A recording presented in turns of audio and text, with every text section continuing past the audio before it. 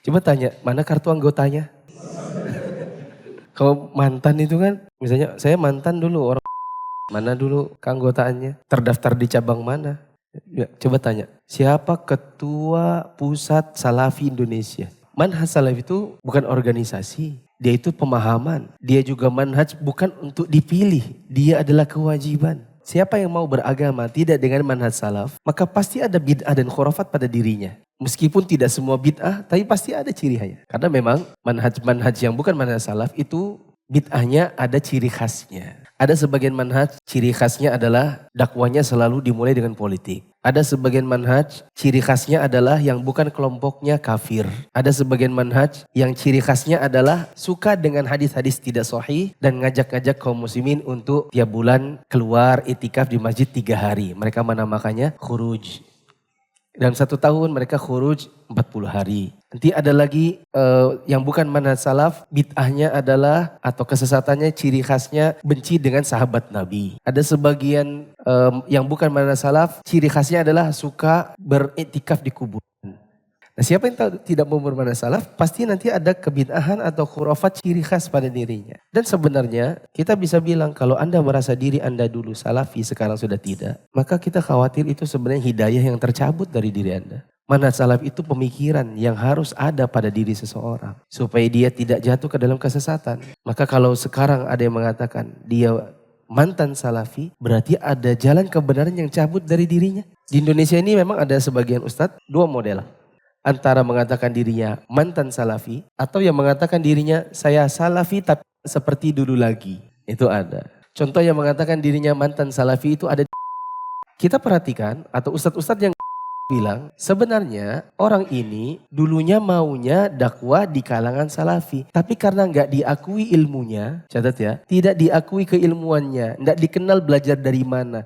Nggak ada orang yang lebih ahli dari dirinya yang merekomendasikan dia sebagai ustadz baru. Dengan mana salaf, maka orang pun tidak menghadiri pengajiannya. Orang tidak menerima dirinya sebagai da'i yang mumpuni. Endingnya adalah karena tak diterima di sini, cari ke tempat yang lain yang bisa terima dirinya, yang mau mengakui dirinya sebagai ustadz. Lalu yang salaf ini dibilangnya, ini dulu saya sekarang mantannya mereka. Padahal sejatinya memang tidak ada yang mengambil ilmunya. Apakah itu wajar? Wajar dong. Bapak-bapak punya anak nih, misalnya tinggal di Balikpapan, anaknya bilang saya pokoknya maunya sekolahnya di Balikpapan. Maunya apa nak? Sekolah umum apa sekolah SMK atau sekolah pondok? Apapun pilihannya dia, mau sekolah umum atau pondok, pasti bapak-bapak akan mencarikan yang terbaik di antara yang ada pilihannya. Betul atau tidak? Kenapa begitu? Itu adalah sebuah naluri, hal yang wajar bagi diri seseorang untuk mengambil ilmu, dia harus filter. Dia akan mengambil yang menurut dia layak untuk mengajar. Betul? Minimal di zaman saya dulu. Orang berlomba masuk SMA 1. Orang berlomba ke sana. Kenapa? Orang menganggap itu sekolah yang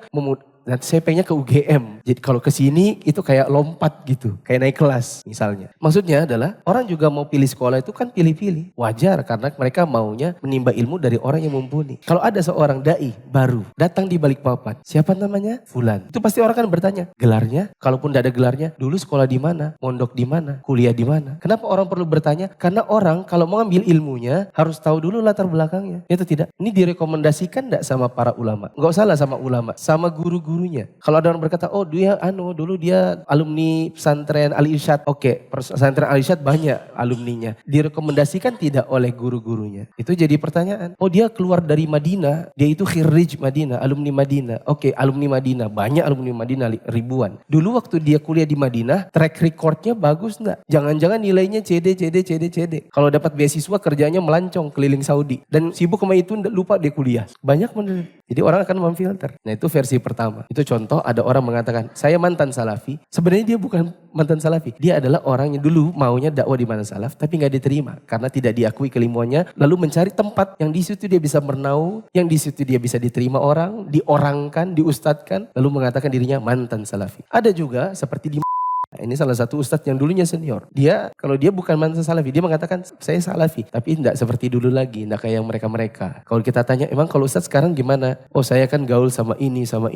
Semua saya gak pergauli karena semuanya kaum muslimin. Maka kita katakan, ustadz bergaul dengan kaum muslimin memang semuanya kalau masalah muamalah. Untuk duduk bareng, kemudian ngisi bareng, yang antum dakwahkan manhaj salaf, yang ini yang didakwakannya khurafat dan bid'ah, campur aduk dong. Dan itu bukan manhaj salaf. Berarti antum cuma sekedar ngaku-ngaku aja. Kalau diusut-usut, oh ternyata pernah salah ngomong, keceplosan, tersebar di media. Akhirnya digerebek orang, dipersekusi, diancam. Masukin penjara kamu kalau tidak mau meralat hinaanmu terhadap amalan kami. Yang kamu katakan syirik itu. Oh akhirnya karena tidak enak, akhirnya oh enggak kok ya saya minta maaf. Dulu itu saya salah ngomong, bla bla bla. Ujung-ujungnya karena sudah tidak enak sama tekanan masyarakat, sekarang ganti status. Saya salafi, tapi tak seperti dulu lagi.